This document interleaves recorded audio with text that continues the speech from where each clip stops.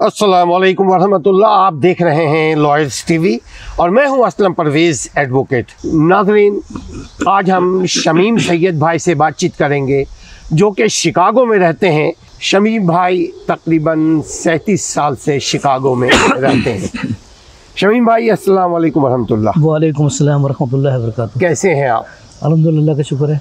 माशाअल्लाह से आप एक ज़माना हो गया आपको शिकागो आए हुए। जी, तो कौन से सन में आप आए? मैं 23 मार्च 1985। 23 मार्च 1985। यस। सुभान अल्लाह, सुभान अल्लाह। उससे पहले वहाँ क्या करते थे? इससे पहले मैं पाकिस्तान में था और वहाँ पे जॉब शुरू की मैंने 1980 में पेमकॉन जियो इंजीनियरिंग में। हाँ। और मैं हबडम प्रोजेक्ट पे जॉब की, वहाँ पर as a civil supervisor job करता रहा। हबडम पूरा प्रोजेक्ट जो कंप्लीट करने तक मैं वहाँ पर रहा और 3.5 माइल उसका डैम था पूरा प्रोजेक्ट, पूरी उसकी सुपरविजन की मैंने कंप्लीट कराया। उसके बाद वहाँ से ट्रांसफ़र हो गया मुझे गुड्डू बराज। तो गुड्डू बराज कहाँ पे? गुड्डू बराज सिंध में। अच्छा, सिंध में। हैदराबाद की तरफ है। तो वहाँ पे थर्मल पावर स्टेशन बन रहा था 3rd फेज़, तो मुझे वहाँ पे ट्रांसफ़र कर दिया गया। वहाँ मैं एज ए पाइलिंग सुपरवाइज़र मैंने काम किया, लेकिन गर्मी बहुत होती थी वहाँ पे। तो फिर मैं वहाँ से जॉब छोड़ के गवर्नमेंट जॉब की तलाश में निकला और एक गवर्नमेंट जॉब मुझे मिली as a mechanical inspector Pakistan specification department, PSO। ये कहता पाकिस्तान स्पेसिफिकेशन ऑर्गेनाइजेशन। तो उसमें रहा मैं। फिर उसके बाद मेरा परमिशन हुआ as a deputy assistant director mechanical engineering में। फिर उसी दौरान मुझे एक प्रोजेक्ट मिला। प्रोजेक्ट ये था कि मेरी एक रिश्तेदार थी, उनके माँ बाप ने कहा कि बेटी की हम शादी करना चाह रहे हैं और आप हेल्प करो। मैंने कहा ठीक है, मैं हेल्प करता हूँ। तो मैंने हेल्प की, उनकी मैंने शादी की। वो इत्तवा से गूंगी बहरी थी वो, तो उनकी मैंने शादी की। उसके बाद किसी वजह से दोनों मियाँ बीवी में जो निकाह का ताल्लुक़ था, वो निकाह के बाद रुखसती नहीं की, कुछ उनमें अनबन हुई या डिवोर्स हो गई। अब मैंने ज़िम्मेदारी की थी कि लड़की की शादी मैं कराऊंगा। तो फिर मैंने बड़ी कोशिश की, कोई रिश्ता नहीं मिला, क्योंकि गूंगी बहरी को कौन शादी करता, क्योंकि हर आदमी चाहता है किसी अच्छे लोगों से शादी करना, नॉर्मल लोगों से। तो नॉर्मल लोगों से करने की बात की। फिर मुझे ये करने कि आप क्यों नहीं कर लेते शादी। फिर मुझे पीछे पड़ने लगी। आप शादी करवा रहे थे तो लोगों ने आपसे कहा कि भाई आप खुद ही उससे क्यों ना कर लें जिसकी शादी बीच में रुक गई या ख़त्म हो गई। हाँ, तो ये उन्होंने मुझे कहा और बड़ा लोगों ने कन्विंस किया मुझे। फिर मेरे जहन में अल्लाह ताला ने पता नहीं क्या जहन में डाला। अल्लाह ने कहा कि देखो, दुनिया में हर अच्छी चीज़ को हर आदमी एक्सेप्ट करता है। मर्द और जवान वो है जो ऐसी चीज़ को एक्सेप्ट करे जो लोग ना एक्सेप्ट कर रहे हो। तो मैं ऐसी चीज़ को एक्सेप्ट करूं कि दुनिया में नाम रहे उसका और आखिरत में भी अल्लाह ताला उसको अजर दे उसका, इंशाअल्लाह। तो मेरे जहन में बात ये आई और फिर मैंने हाँ कर ली। फिर मैंने कहा अच्छा ठीक है, मैं शादी करता हूँ। और मैंने लड़की की माँ से मैंने कहा कि ठीक है, मैं कर लेता हूँ शादी। हालांकि मेरी माँ राज़ी नहीं थी, मेरे घर वाले राज़ी नहीं थे। उसके बावजूद फिर मैंने भी मैंने कहा नहीं, मैं डिसाइड कर लिया, मैं शादी कर लूँगा।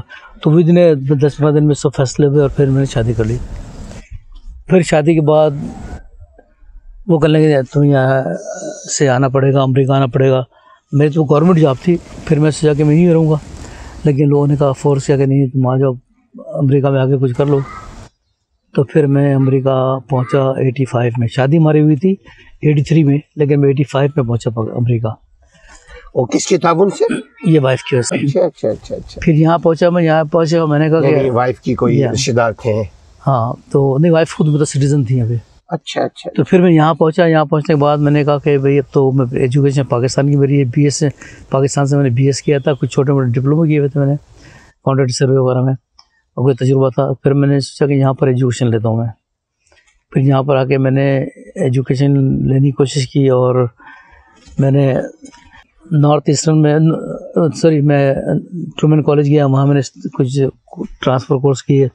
फिर मैं UIC किया। UIC में मैकेनिकल इंजीनियरिंग में फाइनल ईयर तक था। मैकेनिकल इंजीनियर क्योंकि वहाँ टफ था, क्योंकि क्वार्टर सिस्टम था, तो फाइनल ईयर में मैंने कहा नहीं, अब तो मैं यहाँ पढ़ नहीं सकता, मुश्किल डिग्री लगना उससे। तो फिर लोगों ने कहा कि इस वक्त मैकेनिकल इंजीनियरिंग छोड़ो, कंप्यूटर साइंस में कर लो। तो फिर मैं नॉर्थ ईस्टर्न ट्रांसफ़र लिया। फिर नॉर्थ ईस्टर्न यूनिवर्सिटी में मैंने BS किया कंप्यूटर साइंस में। और कंप्यूटर साइंस में BS करने के बाद मुझे एंडरसन कंसल्टिंग में पहला इंटरव्यू के अंदर जॉब मिल गई मुझे। फिर वहाँ से मेरा करियर शुरू हुआ और उसके बाद फिर लाइफ चलती रही, बड़ी स्ट्रगल की पाकिस्तान में फैमिली को। आप यहाँ आने के बाद आपको एक शौक़ है, वो ये ज़रा गुनगुनाने का शौक़ है। हाँ, गाने का तो पाकिस्तान से शौक़, गुनगुनाने का, शायरी का, गज़ल का, ऐसी चीज़ों का आपको शौक़ है। शौक़ जी। एक दो नाज़रीन से शेयर करेंगे ज़रा गुनगुना करके, जितनी भी आवाज़ आपकी इजाज़त दे आपका जिस्म। मैं असल में मोहम्मद रफ़ी के गाने गुनगुनाया करता था और बड़े अच्छे तरीके से कोशिश करता था, और लेकिन अभी मैंने छोड़ दिया क्योंकि मौसीकी की वजह से, लेकिन मैं गुनगुना सकता हूँ। और आपको मैं कोई मोहम्मद रफ़ी का ही गाना आपको मैं सुनाता हूँ। मेरे महबूब तुझे मेरी मोहब्बत की कसम, फिर मुझे नरगिसी आँखों का सहारा दे दे, मेरे महबूब तुझे मेरी मोहब्बत की कसम। मेरा जरा गला भी थोड़ा ख़राब है क्योंकि मेरे महबूब तुझे मेरी मोहब्बत की कसम, क्या अपनी नरगिसी आँखों का सहारा दे दे। वाह, क्या खूबसूरत। इंसान ये सिर्फ ये शेर है दरअसल। जी हाँ, शेर है। इस शेर को सिर्फ गुनगुनाता है तो उसके अंदर एक नई तवानाई, नई जवानी, नई उमंग उभरती है। जी हाँ, क्योंकि शेर व शायरी जो है वो इंसान के एक अदब में होनी चाहिए, और शेर व शायरी और गुनगुना गाना जो है, इसको जरा आप तलन से कोशिश कीजिए। मेरे महबूब मुझे इस नरगिसी आंखों का सहारा दे दे। बिस्मिल्लाह, बिल्कुल तलन के साथ, समझ लीजिए कोई नहीं है यहाँ। बल्कि मैं आपको सुनाता हूँ कि अभी बेटी की शादी में मैंने गाया था, मोहम्मद रफ़ी था। आपकी बेटी की शादी में माशाल्लाह कब हुई है? तकरीबन 2 महीने पहले। माशाल्लाह माशाल्लाह, अभी 2 महीने पहले। 2 महीने पहले, सुभान अल्लाह। 2 महीने पहले तो आपने उसमें भी गुनगुनाया था, उसमें मैंने खुशी का इजहार किया था। मैंने गाना गाया था, बाबुल की दुआएं लेती जा, बाबुल की दुआएं लेती जा, हाँ जा तुझको मुझे मेरी। हाँ, बिस्मिल्लाह। बाबुल की दुआएं लेती जा, जा तुझको सुखी ससुराल मिले, मैके की कभी ना याद आए, ससुराल में इतना प्यार मिले। बाबुल की दुआएं लेती जा, जा तुझको सुखी ससुराल मिले, बाबुल की दुआएं लेती जा, जा तुझको सुखी ससुराल मिले, मैके की कभी ना याद आए, ससुराल में इतना प्यार मिले। बाबुल की दुआएं लेती जा, जा तुझको सुखी ससुराल मिले, नाज़ों से तुझे पाला मैंने, कलियों की तरह फूलों की तरह, बचपन में झुलाया है तुझको, बाहों ने मेरी झूलों की तरह, मेरे बाग की है नाजुक डाली, तुझे हर दम नई बहार मिले, मैके की कभी ना याद आए, ससुराल में इतना प्यार मिले। जिस घर से बंधे हैं भाग तेरे, उस घर में तेरा, उस घर में सदा तेरा राज रहे। थोड़ा याद नहीं आ रहा मुझे, जैसे भी आगे पीछे टूटते फूटते हुए आप।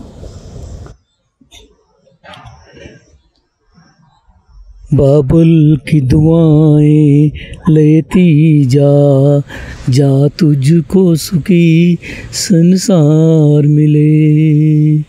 मैके की कभी ना याद आए, ससुराल में इतना प्यार मिले। बाबुल की दुआएं लेती जा। तो नाज़रीन, इस्लाम, चूँकि हम मुसलमान हैं, इस्लाम से ज़्यादा लिबरल दुनिया में कोई भी मज़हब, कोई भी रूल, कोई रेगुलेशन नहीं है। आप एथियज़म देख लीजिए, आप लिबरलिज़म देख लीजिए, कम्युनिज़म देख लीजिए, सोशलिज़म देख लीजिए, आपको मिलेगा अगर फ्रीडम है तो इस्लाम में। अभी आपने बात की बाबुल की दुआएं लेती जा। देखिए, आपने शायरी की, दरअसल मैं मोहम्मद रफ़ी की बात नहीं करता, हम सब की दिलों की एक आवाज़ है कि हमारे घर में जो लड़की है वो किसी कहीं से आई, यहाँ इतना उसको प्यार मिले कि अपना मायके ना याद आए।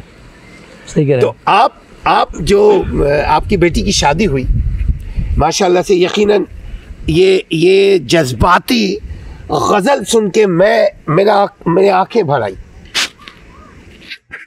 ये है अल्फाजों का जादू, जी हाँ, ये है अदब का जादू, माशाल्लाह से। तो आपकी बच्ची की शादी हो गई खैर व खैरियत से। वो आपका दामाद जो है वो यहीं शिकागो में? मेरा दामाद शिकागो में है और माशाल्लाह बहुत ही वेरी नाइस। अच्छा, अब जरा सा हम आपको आपके पीछे ले जाएंगे। जी हाँ। यानी आपने बोला अपने बच्ची के लिए बाबुल की दुआएं, तो कभी आपके लिए भी कोई बाबुल की दुआएं देता था? जी हाँ। उसको कहते हैं पेरेंट्स। जी हाँ।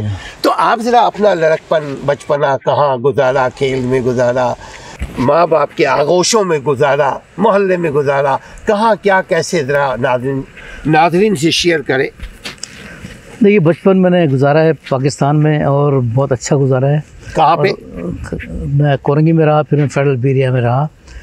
लेकिन सबसे बचपना जो है ना, उसमें ज़्यादा हरकतें करते थे कि वहाँ पर जब 1965 की जंग हुई तो हम सिविल डिफेंस में काम किया हमने वहाँ पर लोगों के साथ। 1965 में जो जंग हुई उसमें आपने हिस्सा लिया, पार्टिसिपेट किया वॉलंटियर वर्क में।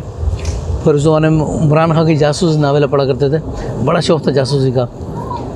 तो एक दफ़ा याद है कि मेरी फूफी कल ले के शमीम मुर्गियों में जो ना जुएँ पड़ गई हैं, उसको ख़त्म ताकि आवाज़ तेज़ आए। तो फूफी मेरी कल ले कि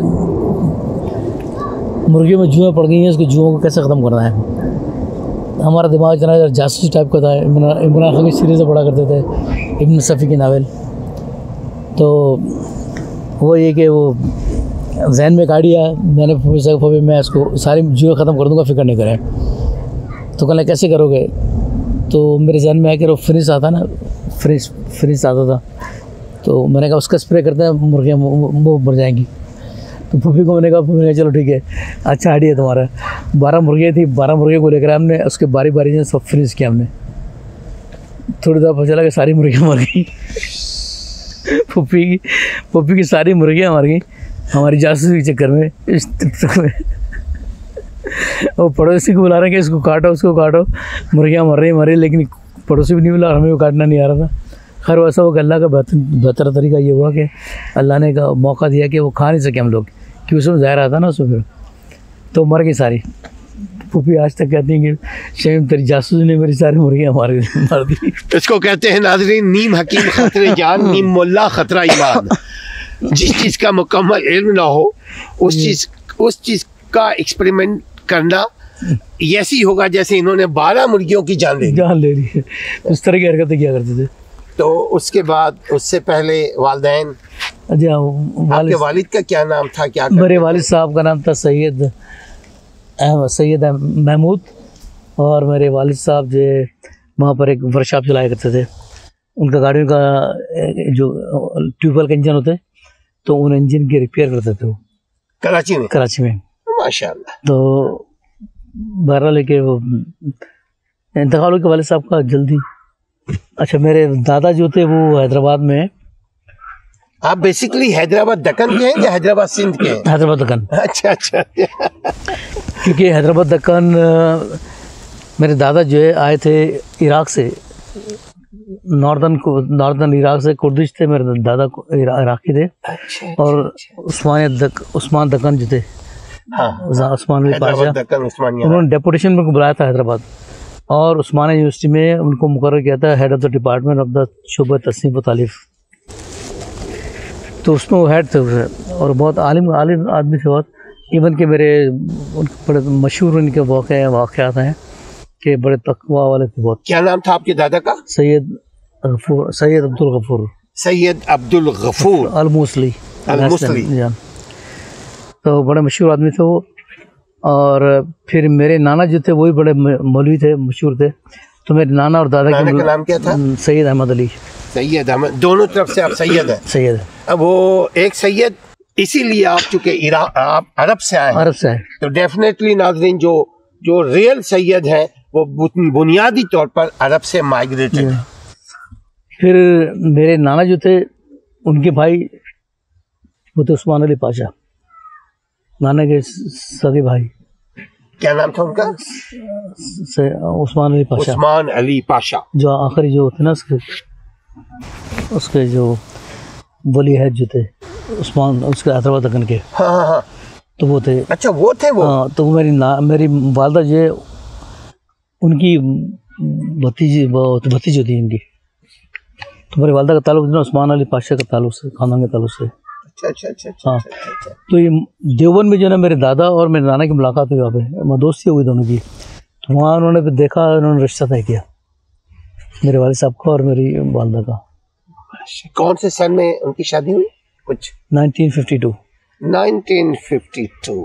माशाल्लाह। मेरी वालदा होंगी 13-14 साल की होंगी, मेरे वालिद साहब बड़े थे, 20 साल के, 20 ईयर्स होंगे।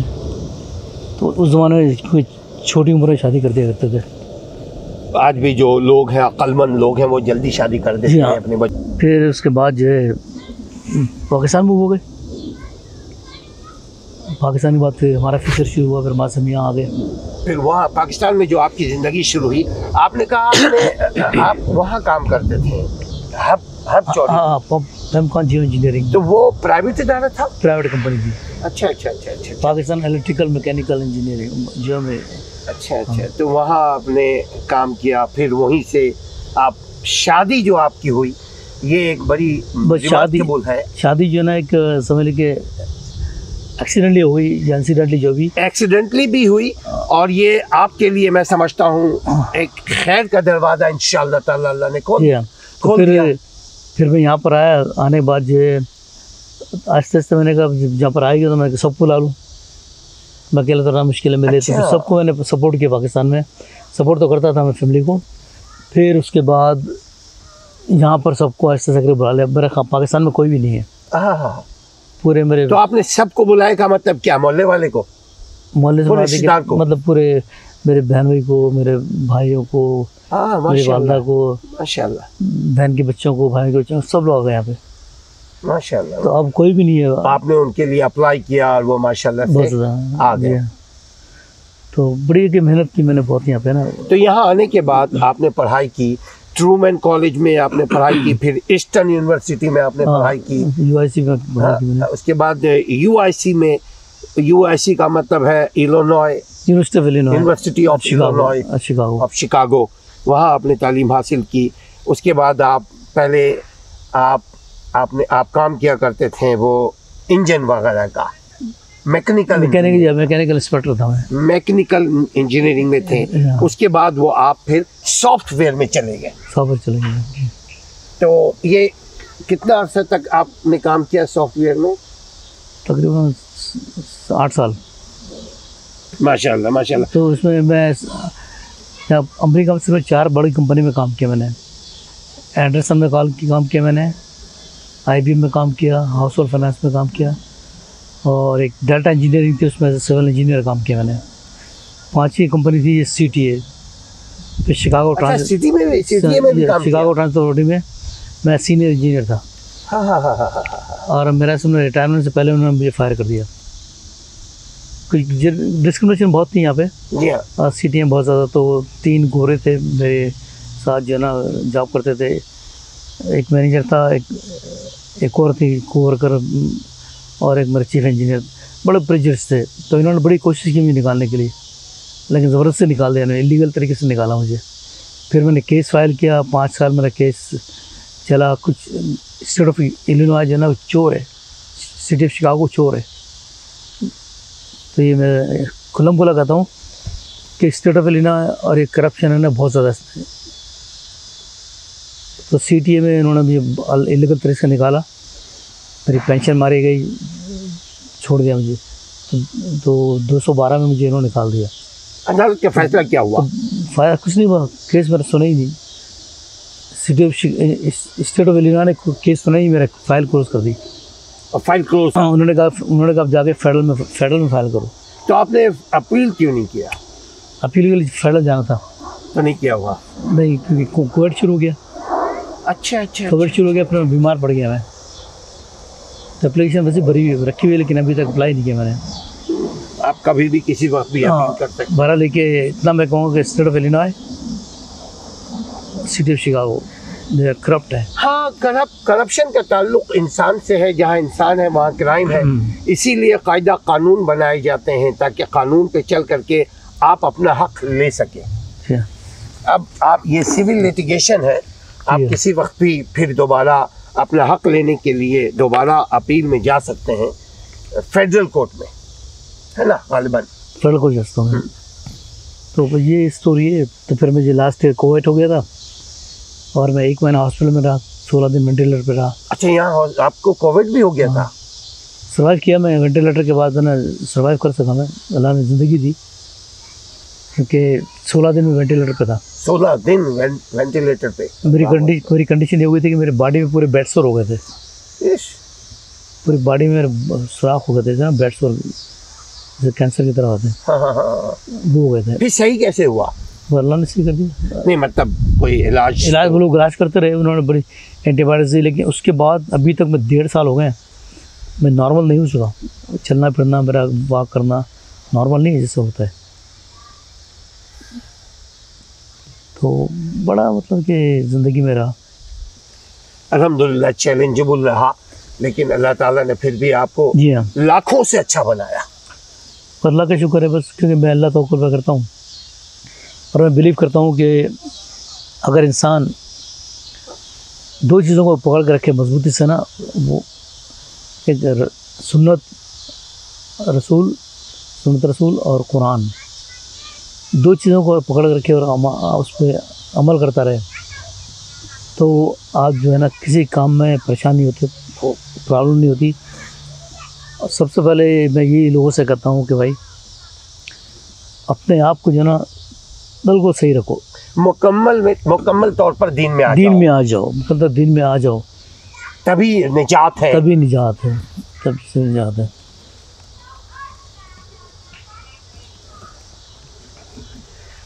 तो आप अब अगर कोई पैगाम अपने दोस्तों को, रिश्तेदारों को, नाज़रीन को, अपने हम वतनों को अगर कुछ देना चाहें तो वो भी ज़रा कोई पैगाम दे दीजिए। मेरा पैगाम ये है दोस्तों से, रिश्तेदारों से, कि अल्लाह तवक्कुल करना सीखिए, क्योंकि सस्टेनर जो है ना वो अल्लाह है। किसी पर भरोसा नहीं करें, ना नौकरी पे, ना पैसे पे, किसी चीज़ पे नहीं, सेहत पे भी नहीं करो। तो जिसको अल्लाह सस्टेनर है, और जिसकी हेल्प कर सकते हो, अगर समझते हो कि तुम इस काबिल लोग हेल्प कर सकते हो तो उसकी हेल्प करो बगैर किसी सोच के, क्योंकि सेकंड का भरोसा नहीं कि आज सेकंड है, अल्लाह ने मौका दिया नेकी का, अगर नेकी नहीं कर सके कल सेकंड में आपको नहीं पता ज़िंदगी है नहीं आपकी। अच्छा, एक मुझे बात याद आई कि आपकी बेगम जो है वो बोल भी नहीं सकती, आपकी बेगम जो है वो सुन भी नहीं सकती। जी हाँ। तो ज़िंदगी में मियाँ बीवी के जो रिश्ते हैं, रिश्तों में इजहार होता है। जी हाँ। तो इसको क्या, कैसा तरीक़ा क्या करते थे आप? भाई ये बहुत मुश्किल तरीका है। आप यकीन करें कि ज़िंदगी में अनबैलेंस शादी होती है ना, वही जानते हैं जो अनबैलेंस शादी का गुजार रहा हूँ, क्योंकि ये बड़ा ज़िंदगी में चैलेंज है मेरे लिए, बहुत ज़्यादा। ये मैं ही समझता हूँ, लोग नहीं समझ सकते। जाहिर सी बात, जिस पे बीतती है हाँ, वही जानता है। तो अल्लाह से दुआ करता हूँ कि मैं तो ये कहता हूँ कि जो जैसा है उसको वैसी शादी करना चाहिए। अगर गूंगा है तो गूंगे शादी करो। यानी कौवा कौवे के साथ बैठे, कबूतर कबूतर के साथ बैठे। हाँ, बिल्कुल सही करें आप। तो बहरहाल कि मेरी ज़िंदगी का तजुर्बा ये है। अभी मैंने किया, ये अल्लाह ने मुझे लेना था काम, मेरे से ले लिया अल्लाह ने, क्योंकि मेरी ख्वाहिश थी कि चलो बस एक कैसा काम करो दुनिया में वो करते नहीं, किसी का भला हो जाए। चूँकि शादी हो जाने के बाद, निकाह हो जाने के बाद, निकाह उनका टूट गया, तो आप में फिर मोहब्बत जागा, इंसानियत जागी और आपने उनसे शादी कर। जी हाँ। अच्छा, आप जब रात को देर से आया कर, यकीनन जॉब करके आदमी बाहर आता है, अकेले बेगम होगी, तो कैसे कम्युनिकेशन कैसे होता, कैसे खोली दरवाजा? ये बड़ा अपना इंटरेस्टिंग क्वेश्चन पूछा मुझसे। प्लीज। कई दफ़ा ऐसा हुआ कि मैं जॉब से घर पे आया हूँ, मैं घर की चाबी भूल गया। अब घर में नहीं घुस सकते, बाहर गाड़ी पार्क करके जो पार्किंग स्पेस है सो रहा हूँ उसमें।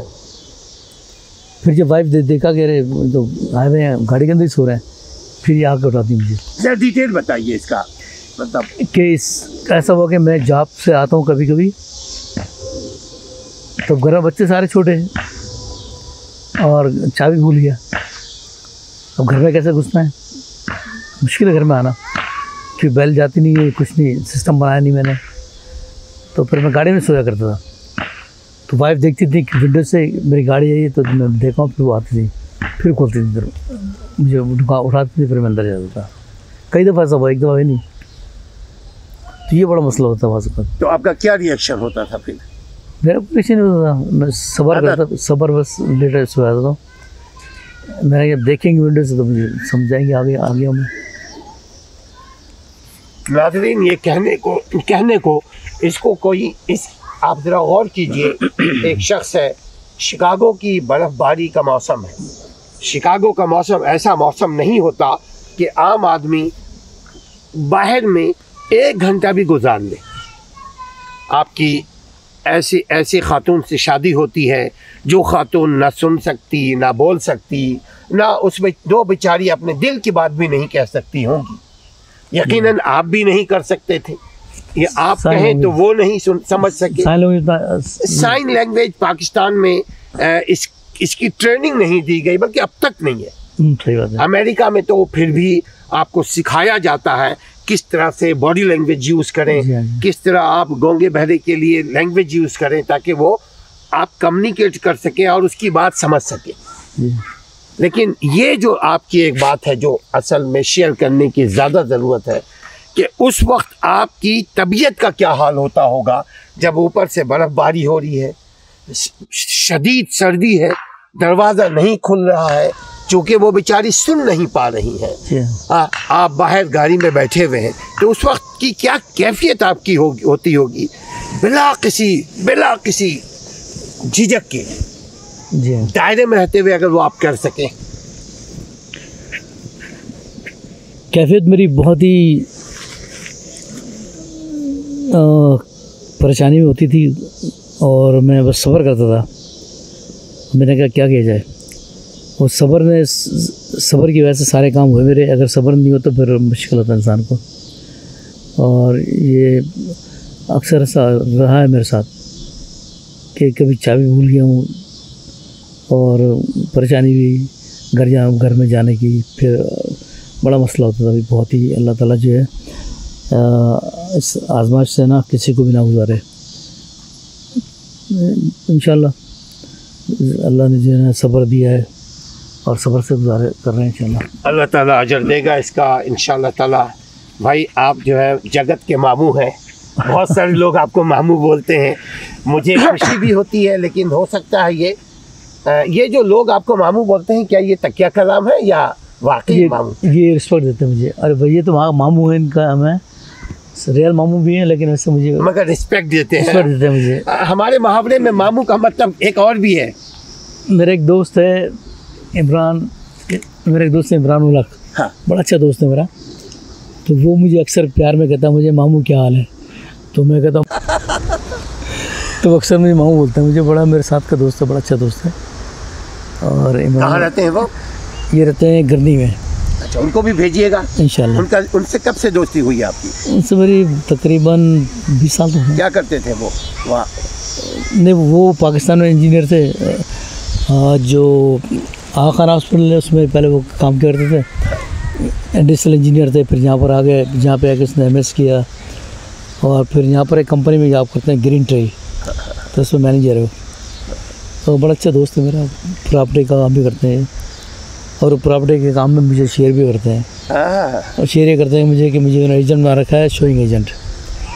तो मुझे भी कोई घर दिखाना होता है ना मेरे इलाके में, तो मैं दिखाता हूँ।